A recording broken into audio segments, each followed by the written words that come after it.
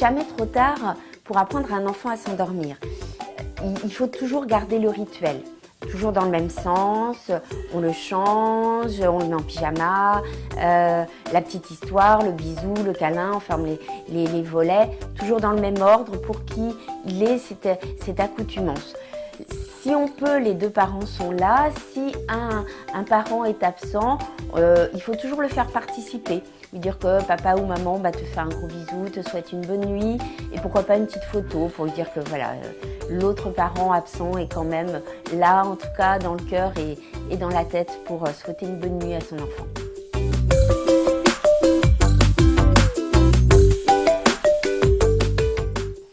À 16 mois, on reprend la chaise haute parce que c'est une étape obligatoire et il y a beaucoup de dangers. Cette chaise haute, il ne faut pas la mettre trop près d'un mur. Les enfants ont tendance à se balancer à cet âge-là et à se cogner la tête.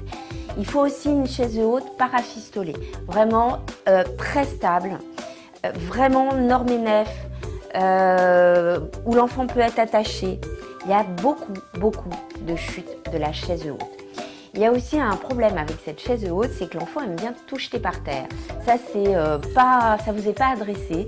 C'est des expériences qu'il fait, il ne le fait pas pour vous embêter. En fait, il observe. Action, réaction. Il jette un verre d'eau, ça fait splash. Maman râle. Il jette son tissu, ça fait ploc. Il jette une assiette, ça fait ding. Oh, c'est intéressant. Donc voilà, tout ça, c'est des expériences. Donc mettez bien une sécurité sous la chaise haute, facile à nettoyer. Et aussi une petite astuce, vous pouvez attacher un objet, une cuillère, à un ruban. Et il va pouvoir jeter et vous lui apprenez à rattraper. Il va rejeter. Bon, ça ne dure qu'un temps, mais ça permet de passer un petit moment difficile.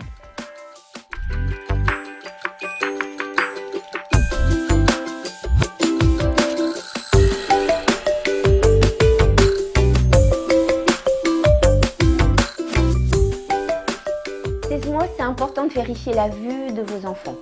Alors, déjà, on avait vu dans la première année de faire un test en cachant un œil et l'autre de votre enfant.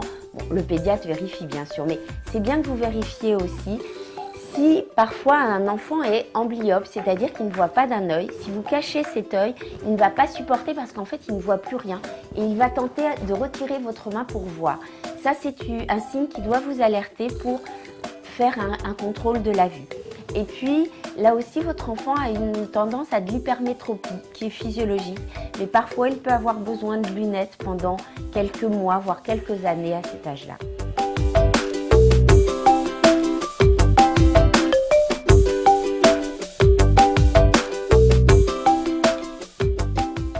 Donc, votre enfant, 16 mois, commence à bouger, il a plein d'expériences. Il ne faut pas le punir s'il se salit. Je vois encore trop de parents au parc qui disent « te salis pas, touche pas ». Non, il fait ses expériences. Là, c'est à vous de vous adapter. Mettez là pour le coup des vieux vêtements, des vêtements de récupération, renforcez les genoux, recousez des vieux vêtements qui sont obsolètes, découpés, renforcés. Voilà, après, machine à laver, mais un enfant doit jouer, doit découvrir. S'il est sale, c'est qu'il s'amuse bien, tant mieux.